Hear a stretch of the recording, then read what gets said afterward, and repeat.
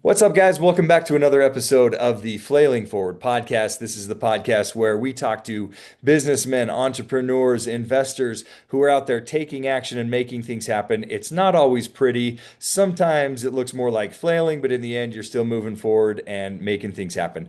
We're joined today by Edgar the Connector, who is an investor. He is focusing on co-living. He has a goal of helping tens of thousands of people through the co-living model, and he is well on his way. He's making a big difference in the world, and we're going to find out exactly what he's doing today. So, Edgar, thank you so much for joining me today, man. I appreciate it.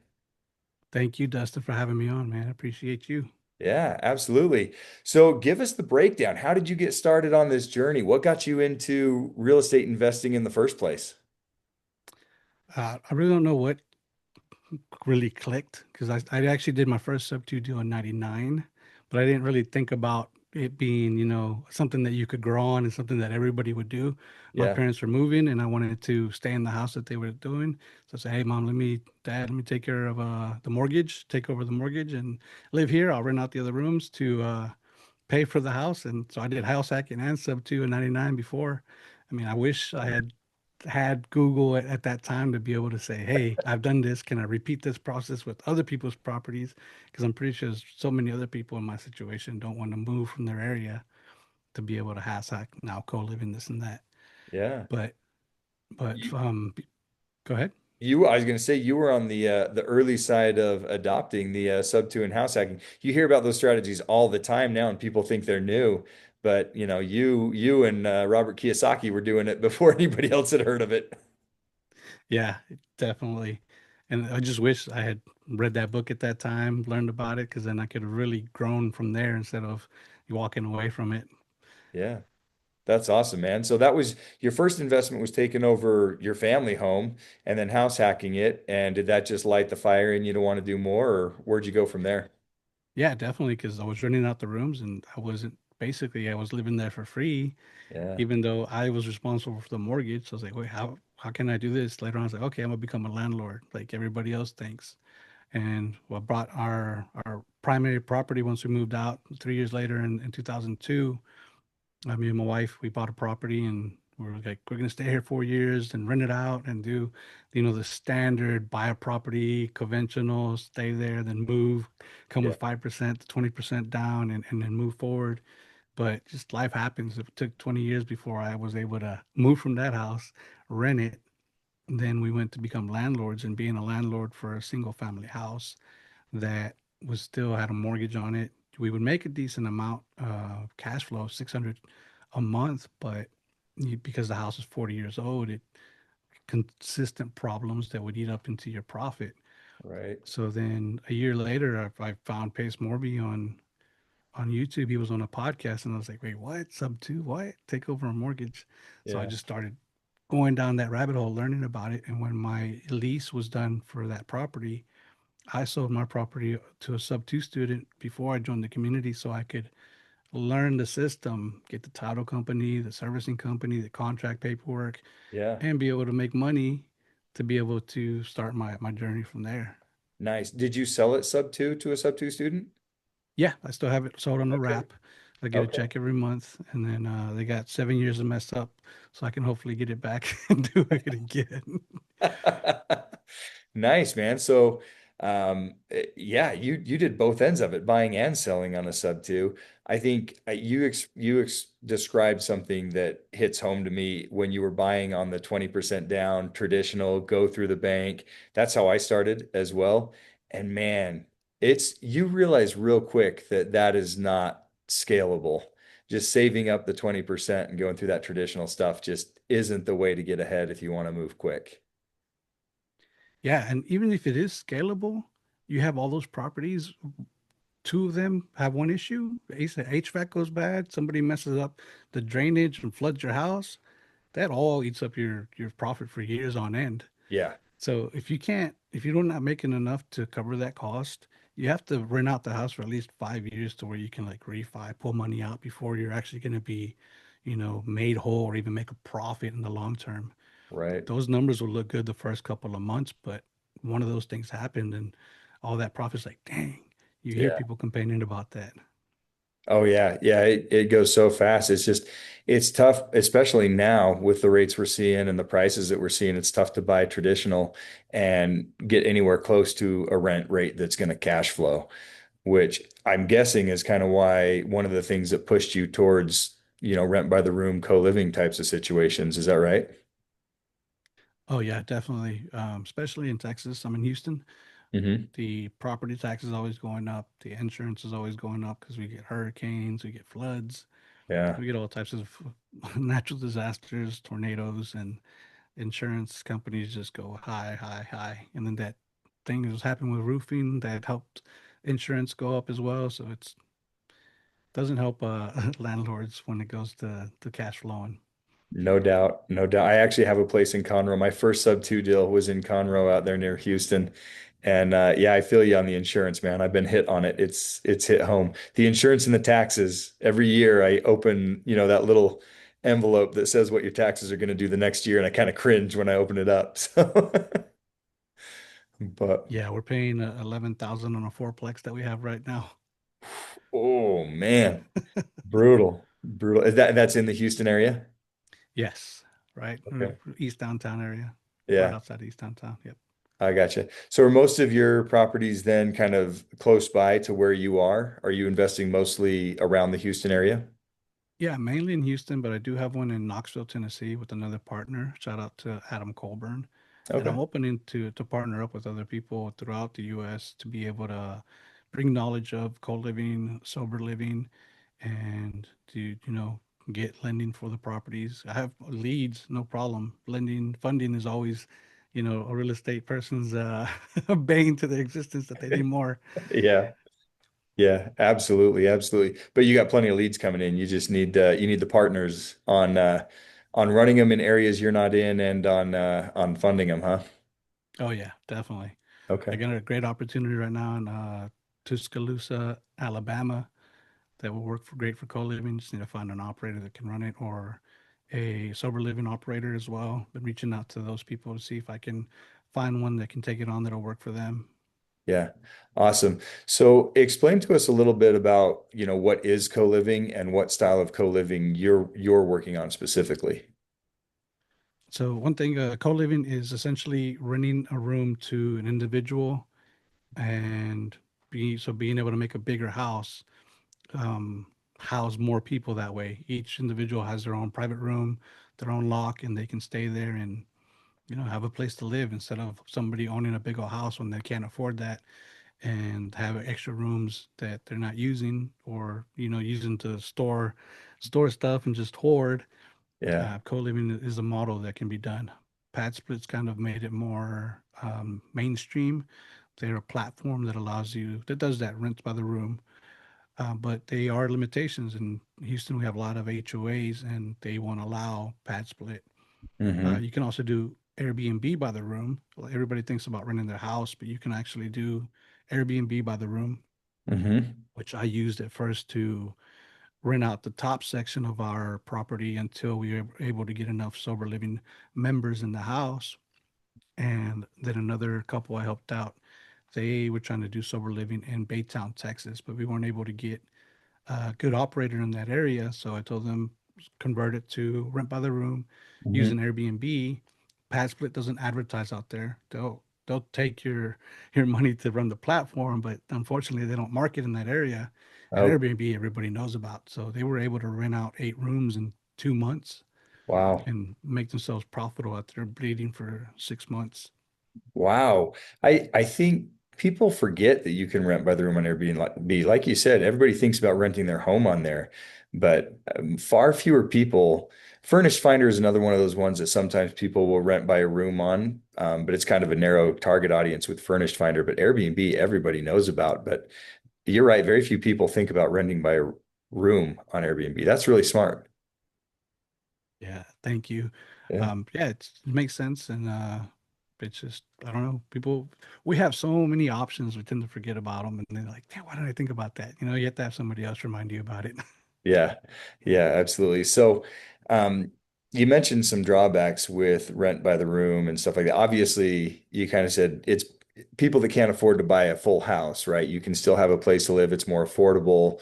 allows people the opportunity to have a room and when they can't purchase yet. What are some of the drawbacks for people? Do you run into any personality issues or drawbacks with people living dorm style in a room? Sometimes I haven't had too many with the rent by the room itself, pad split stocks. I haven't been able to run that model yet. I'm not, I don't, my properties aren't in those areas. Hmm. But the sober living, we do maintain the house at 11 people just because you will get too many personalities that will start to clash Hmm. once you get higher than that number. So we have room for more, but the house is 3,700 square feet. Yeah, but we've had people just feel privileged and cause issues. We had an issue when we lost power during Hurricane Burrow in Hmm. Houston. We Hmm. lost it for 7 days. So day three, one of the members, he was used to a higher quality of life. Yeah. And so he was like, "Are we going to get our money back?" It's like, "Oh, dude, you had a sponsor pay for your room. Yeah. You're not paying for it. What money are you talking about getting back?" He's Yeah. like, "I'm in the same situation. I don't live in the house there. Yeah, I own the house, but I'm in the same situation. I don't have power. I don't have uh, HVAC going. I don't have a generator." It's like, you want to go somewhere, you have to drive 4 hours away to probably find a hotel. Yeah. And then the operators invited him to leave. Nice. Okay. Yeah. Yeah. So I was gonna say, how do you deal with, that many personalities in a house? How do you deal with conflicts like that? It sounds like just remove the conflict. Is that right? Yeah, essentially, they're not on any leases, like long-term lease. They're, I think, month by month, and then the operators handle it. But yeah, we've had people where they have an attitude and confront each other, want to fight each other, and they just say, "Hey, this is the rules. You break that rule, you got a couple days to get out, and that's it." Yeah. Gotcha. So do you have both your regular co-living and your sober living on a very short lease? Are you setting them up like pad split on the membership model, or are you setting them up on a lease model? How do you handle that? Yeah, with the sober living members, they're a membership model. Uh-huh. And then Okay. Airbnb, it's their week by week or month by month, depending on what they can put down, because Airbnb is the one that's going to charge them, right? And then Yeah. separate the payout at the end of the month or whenever the payment comes through. Gotcha. Gotcha. Okay. So, first off, explain Mount Everest, right? Now, Mount Everest, for anybody who's watching that doesn't know, that isn't part of the Sub2 or Owners Club community, um, the Mount Everest is like your long-term vision, your long-term goal of what you want to achieve. It's supposed to be big, it's supposed to be scary, it's supposed to force you to take steps to get up there in the end, but it's a big dream, a big goal that you want to accomplish. What is yours? Mine is to help out 40,000 individuals with affordable housing, and at the same time give them the opportunity to learn how to do it themselves, because then they can help other people with that, with affordable housing, because housing is a huge issue in the United States at the moment. Prices have been going up for house, inflation's been going up, and people's income aren't keeping up with it. Yeah. And you're doing that mainly through your co-living model, is that right? Correct. Okay. Co-living and multiple forms of co-living, because there's just your standard co-living, the dorm style, one person per bedroom. Hmm. Sober living is not limited to one person per bedroom. It depends on your area, what you're at. It could be 50 to 60 square foot per bedroom, per person in each bedroom. And then if I can't find an operator and pad split's not going to be a market, then we'll do Airbnb by the room. Hmm. Baytown works really well for Airbnb because there's a lot of construction in the refineries, industrial construction. So you get a lot of traveling contractors, tradesmen, craftsmen that go out there to work for 5, 6, 7 days a week. Gotcha. Gotcha. What kind of differences do you see between your traditional co-living models where you're using Airbnb or some other co-living model and your sober living? Is there a difference between types of residents that you're getting, difficulty, personality conflicts you run into, other issues that you might run into, or is it pretty similar across the board for co-living in general? No, it is pretty different because sober living, they have the addiction. So a lot of them are there. They're really supporting each other because they are trying to fight that addiction and move forward. The one that I have in Pasadena, Texas, is Bible based, And so a lot of them help each other out, but sometimes you'll have people that just are negative personalities and this and that to just be bring conflict, right? They want to um, I forget that word, but yeah, just to drive conflict. They're aggressive that way, and they get a couple of chances, and if they don't, they get invited out. But with the Airbnb model, they people choose that location to go to. They know what they're getting into. They know the house rules, Yeah, and I mean, they're not going to know the personality until they show up, but they have an idea of what's going on sure. when they do that appointment. And then when you go with pad split model, you really don't know either, but you are choosing to have a bedroom, and then you could have somebody that I've heard some wild stories that can one person can drive everybody from that pad split and just ruin your your property and your cash flow there. Yeah, brutal. Yeah, which is, I mean, you want to get that one person out before they get everybody else out, but sometimes that's easier said than done. So, Yeah, definitely. yeah, The good thing about Airbnb is once the reservation is done, you don't have to renew it. With pad right. split, I think there's minimum amounts of time that they stay there, so you have to wait till that term is gone. It's very difficult to get them out. Gotcha. Gotcha. Are you using operators for your more traditional co-living homes, your Airbnb, your pad split models? Do you have somebody overseeing those? Yes, yep, definitely. Sober living for sure. Have to have operators that understand the process of Right. recovery. The two that I have are in the business. They work in the industry. Hmm. Airbnb is essentially like a property manager to have good customer service and then to turn over the property when they do leave to make sure the common areas stay clean. Yeah. And then Pass Play to have a property manager that handles that. Pad split provides a property manager, or you found somebody on your own? We have somebody on our own. Gotcha. Gotcha. What kind of challenges did you run into finding like a pad split operator versus a sober living operator? Those seem like two different, two very different systems to me. So you usually probably won't have one operator that'll oversee both of those because they're pretty different. No. Yeah, definitely very different. Yeah, operators for suburban living is super specialized, so they're a lot harder to find, a lot harder to vet that they're going to do a good job. A lot of it for them is a labor of love. Yeah. When it comes to pad split, it's essentially property management. Most property managers can handle that. Okay. Some don't want to deal with that many people in one house, but most of them, if they've done property management, they can do it. If you find an apartment leasing person, even better because they've dealt with similar situation when you have apartments instead of rooms, it's just more units. Oh, yeah, you know what? Man, I'd never thought about bringing in somebody that had done apartment leasing to manage your co-living. That's exactly what they were doing. That's so smart. Nice. Okay, good.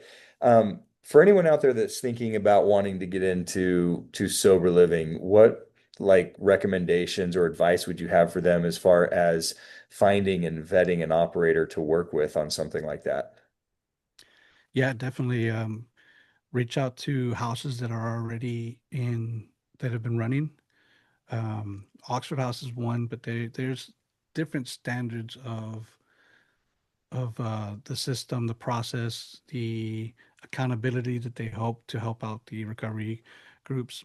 To reach out to the operators, speak to them, how long they've had it, what kind of issues they run into. And one major thing is if somebody wants to become an operator, don't have experience, have them go to the NSTAR, NSTARR website, and they can get certified. It's no charge. They just have to take the test. Um, and if they're willing to do that and go through it and pass it, you know that they're already going to be a good operator. Okay. Um, that's going to be lean towards being a good operator. If they refuse to do it, it's already going to be a bad show there. Doesn't cost them anything besides some time, and it's recognized to the country. And once they get certified, they can start working to get grants and federal income. The one I have now in Pasadena, my operators is I got them before I knew about this. They're not certified, so they have yet to be able to get federal funding. So right now it's all private pay. Okay. But once they do take that course and get certified, then we can start getting federal funding, bring up the level of rooms. You can start charging more for the rooms because they're getting better care for recovery. Interesting. Okay, fascinating.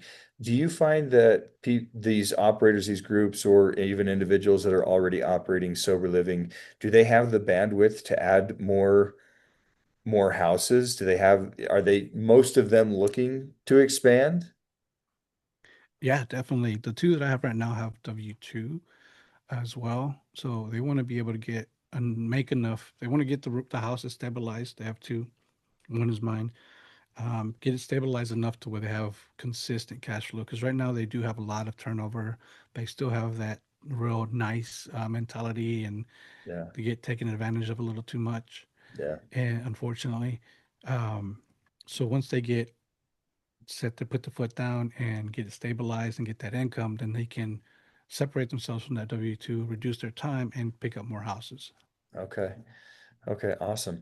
And the operators that you have, I know you said one of them is not certified, so they can't get the government grants, but do the others that you have, are you bringing in government funding to help with these houses?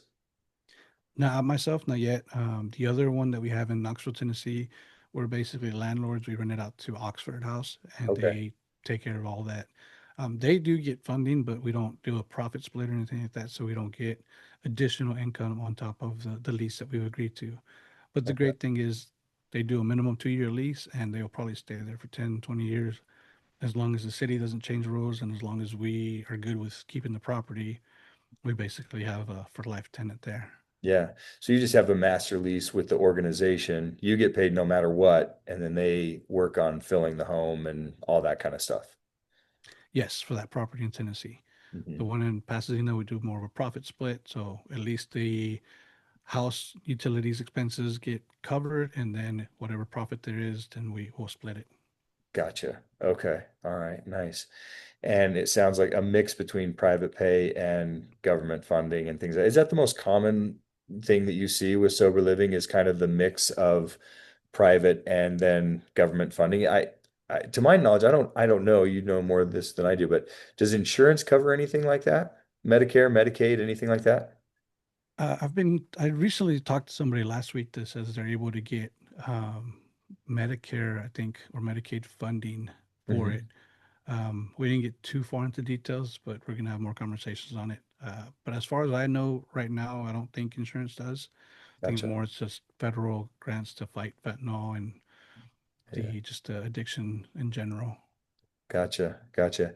And I'm assuming, I mean, with the way, the things we hear about drug crisis and stuff like that, a lot of addiction out there, I would imagine there's a huge need for these types of homes out there with a lot of people looking for the services they provide. Oh yeah, definitely. Yeah. There's more need than there are housing, and more. There's not enough operators as well. Yeah. That's crazy. I mean, that's great that you're working in that field. What drove you to sober living? Was it just the co-living aspect, or was there something that specifically moved you towards sober living? So at first it was because it sounded like it was a good cash flow thing, right? Yeah, All transparency. yeah. And hearing Pace talk about it, hearing about John Legazoff talk about it, Mhm. and then I had a Sub2 property fall into my lap that was just too hard of a deal to pass up. I broke all the rules for it. The PITI was too high, but the house was nice enough to where if I couldn't make it work as a co-living, I would move into it. Yeah. So it was a 400,000 plus house for $7,000 at closing. Oh, nice. Okay. it, Yeah, that's a good it, deal. it needed some work, but it's a huge house, 3,700 square feet, Yeah. 7 beds, 4 baths, nice neighborhood, 2000 year build. And I said, okay, I'm gonna make this work. This will be my first Sub2 that I buy. And then I reached out to some operators because it has HOA, so pad split wasn't an option. Even if it was, parking would have been a situation. There's room for parking, but it's a single file driveway. So Hmm. to pull out 6 cars to take one out was just going to be a big headache. Yeah. Um, and then HOA doesn't allow Airbnb. So because of sober living, the members they have an addiction. It's a disability. Hmm. So that disability is protected by the Fair Housing Act, and that Yeah. can't be HOA can't really stop it. Yeah. So that was the reason I went into it. But after meeting these operators, and then they added me to the WhatsApp group, and seeing the changes that the positive effect that having that house for these members, dude, it makes me feel so good. Yeah. They get their coins for being a couple of months sober, how grateful they are. This one's Bible based, so every Friday they have their Bible meeting, and they're so grateful just in general to have a nice house coming from prison or somewhere out in the streets, it just makes me feel so good about it. And it's like, wow. And then seeing that there's some veterans that are like that as well. I have a extra soft spot for veterans. It just like, this is something that can need. And even if I break even, I'll make my phantom cash, right? Yeah. Depreciation, appreciation, pay down, Yep. Yep. all that. I was like, I'm okay, I can do this. And there's more of a need. We can find more. And there's so many properties available to do this that I would want to I really want to focus with this for properties that I can't use pad split or Airbnb on. Right. Yeah. It's that investing with a purpose, I mean, th- getting ahead, making some cash flow, getting the appreciation, depreciation. It's all nice and good, but it means that much more when there's a reason behind it and a purpose behind it, and you see the good that it does in addition. So Yeah, 100%. that's awesome, man. That's really great to hear. Um, okay, cool. So what's the next step for you? What are you moving on to now? What are you working on currently? Yeah, I gotta get those 400,000 people helped out. So That's it. 40,000 people helped out. So yeah, looking for more properties, looking for more operators is the biggest need because they said properties. I have plenty of leads. I have one in San Antonio right now, Alabama, Tuscaloosa, Alabama, Tennessee. No, sorry, not Tennessee. Yeah, Tennessee. Actually, we need to add some ADUs to that property there because Oxford House is asking us for more housing. Wow. Havelock, South Carolina, we got a property there. Just talking to operators, trying to find one that fits their need. I mean, their use case scenario because some people can do it fine without buses. Hmm. Take public transportation is one of the biggest things, but also having job availability that will hire convicts to work because a lot of places won't. Yep. Um, yeah, that's the biggest need, and then funding. Help fund for that. If I can't use the property for sober living, I want to use it for veteran housing. Working with Brian Matson, shout out to him, Okay. on housing veterans and providing them because there's so many veterans that are left out and left out in the cold after they leave the service. One of them that I spoke to really stuck to me. Says when they're in the service, they have their team to fall back on. Yeah. They have their team to turn around to. But when they leave and they become a civilian, they no longer have that, and they Right. don't want to ask their family because their family hasn't been through what they've been through. They don't understand that, and they want to still be their solo self, but want to have their military team with them. Yeah. And they hit me hard. Yeah, it's interesting to see a lot of people want to help veterans. I have a partner that I work with that her main thing was she really wanted to help veterans, and we had a property that we thought would be really good for sober living. And her focus was just on veterans, veterans, veterans. And I kind of said to her, think of all the veterans you're going to help through a sober living home too, because unfortunately, there's a huge crossover right there. And it's great that you're taking care of both of them and two populations that definitely need some assistance. And the veterans especially deserve that thanks and everything for all that they've given. And they need that support system and that crew. And so it's great that you're looking to provide housing there as well. Yeah, thank you. Yeah. Um, my main reason for that is my brother was actually deployed in 2006, and he was killed in action. Oh, man. Um, but if he wasn't, I don't know what version would have come back. Yeah. So he could have easily been in that situation where he didn't want to ask us for help, even though he's got three brothers, his mom that would definitely give him the shirt of our backs, a car to drive, whatever. But he might not have accepted it. He might have been through PTSD where he doesn't want to do that and just been on the streets doing things Yeah. that no veteran should be doing. Right. Yeah. Hard thing to deal with, man. I'm sorry for the loss of your brother. Um, it's Thank amazing you. what those veterans go through, what they give. I mean, they give their all, literally. for us in this country. And um, it's it's so good that we've got guys like you out there working to support them and fighting to help them and make sure that they know that they had our backs and we have their backs. So appreciate the work Yeah, you're doing for definitely. them, man. That's awesome. Thank you. Very Just good. one small piece to it. There's so many more people that can go out there and help out. That's it. Um, if you're out there right now with the holidays, if you have extra food, find out where house veterans are being housed. Last week we had a Christmas party for our company. There was way too much food. I was able to pack up a bunch of it and go drop it off to the house, and the Yeah. veterans were super grateful for it. That's awesome, man. It's so needed and it's needed at the holidays. So many of us think about it this time of year, but it's needed year round. So if you guys have stuff you can donate now during the holiday season, please do. But please also remember there's people out there that need that help year round, especially these veterans that have done so much for us. So connect with groups, connect with organizations, connect with people like Edgar that are doing the work and that can help you find a place to put that to work. So yeah, appreciate that, man. Um, well, good. So, what advice would you have for people that are looking to get started in investing or get growing? If they want to get into sober living, if they want to get into helping veterans or some of these other vulnerable groups and populations, um, what advice would you have for them? Any lessons to be aware of? Oh yeah, lessons.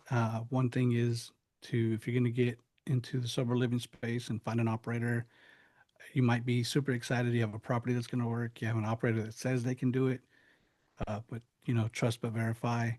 See what they're doing. See what properties they already have. See how many people are there, how long they've run it, and find out how profitable.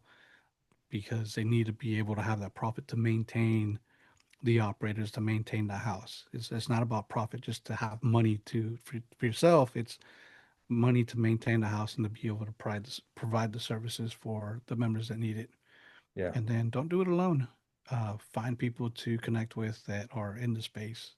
Yep. Go out there and network. If you're worried about going out there and networking by yourself, find one person in a networking event, hang out with them, and just go introduce them to somebody y'all want to talk to. Just say, hey, have you met so and so? It doesn't matter. They're not going to ask you who are you. They're going to say, oh no, I haven't met this person. So you don't have to know anybody there, except for that one person. You go out, say, hey, have you met so and so? And then you'll start putting yourself in the conversation and go from there. Easiest way to start networking. Man, what a hack. I that nobody wants to be the first one to go interrupt a conversation, but if you're introducing somebody to somebody else, even if you don't know them really well, that gets you right in the middle of it. That is a great networking hack right there. Smart. I I got to think that show how I met your mother. Uh, I had it. I was been watching it in the background, and it just kept on hearing, "Hey, have you met Todd?" Yes, I was yes. like, "Hey, that'd be great for networking."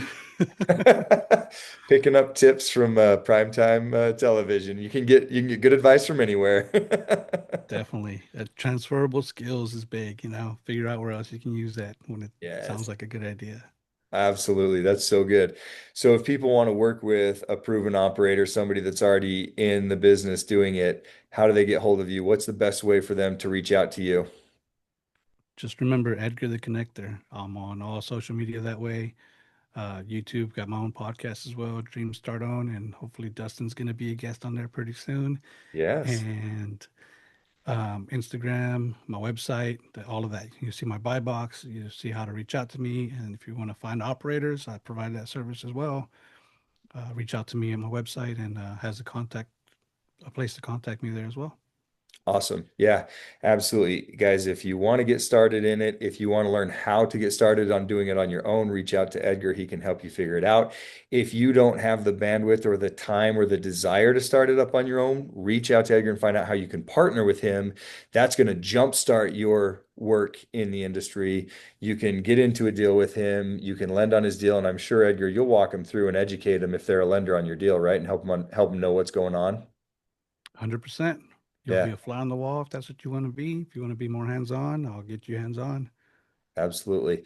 Perfect. So no matter what you want to do, if you want to get started in this industry, especially in co-living, if you want to help 40,000 people find affordable housing, if you want to make a difference in the lives of those who are struggling with addiction or who those veterans who have given so much to us and are struggling with their own demons and issues, you want to invest with a purpose. Get in contact with Edgar, find out how you can be part of his team, part of his group, part of what he's doing. He's making a serious difference out there. And if you want to make a difference as well, contact him and talk with him about it. So awesome. Edgar, I Thank you, appreciate your Dustin. time today, man. It's been awesome. We really enjoyed having you here. Any last thoughts before we let you have your day back? Hey, if you can make it to the Creative National Tour, it's going out till March of 2026. Go to the website, find out what city he's going to be in, pace more he's going to be in, with so many other people showing you how to do the deals. Get out there and then meet somebody and start using that networking tip I told you. Have you met so and so? Yes. Perfect. Put it to work. There's lots of great tips and tricks here, guys. Don't do it alone. Partner up, networking hacks, ways to get started, ways to get involved. Make sure you get out there and take some action.